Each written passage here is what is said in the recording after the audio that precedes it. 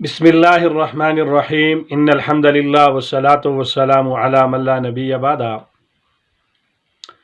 Social media پہ ایک آدمی کی گفتگو سنی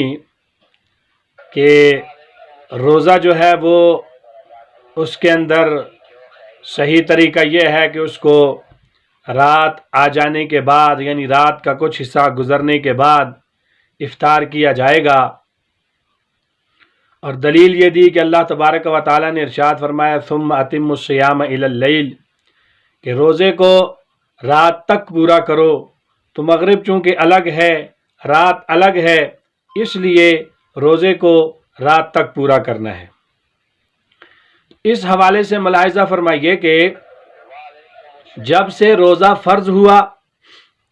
اللہ کے نبی صلی اللہ تعالی علیہ وسلم نے وہ روزہ خود عملاً رکھ کر افطار کر کے دکھایا۔ حضرات صحابہ کرام نے امت کو روزہ رکھ کے افطار کر کے دکھایا۔ وہاں سے لے کر آج تک امت میں کسی کا اس بات پر کوئی اختلاف نہیں ہے کہ روزہ صبح صادق سے شروع ہوتا ہے اور مغرب کی اذان پر ختم ہو جاتا ہے، یعنی جو ہی سورج غروب ہوتا ہے تو روزہ افطار ہو جاتا ہے۔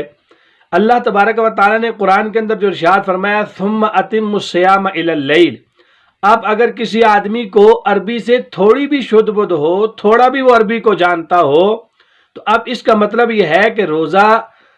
صبح صادق سے لے کر رات آنے تک رکھنا ہے،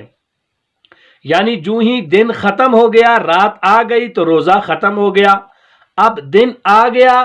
اور رات ختم ہو گئی،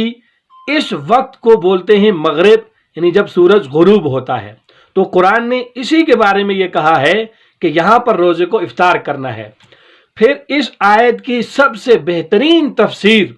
ثم اتم الصیام الی اللیل کی بہترین، سب سے بہترین تفسیر وہ اللہ کے نبی صلی اللہ علیہ وسلم خود عملاً کر کے دکھا کر گئے۔ اب آپ علیہ الصلوۃ والسلام سے زیادہ اس آیت کی تفسیر کو کون جانتا ہے؟ آئیے بخاری شریف اٹھائیے، مسلم شریف اٹھائیے، اللہ کے نبی صلی اللہ تعالی علیہ وسلم نے ارشاد فرمایا اذا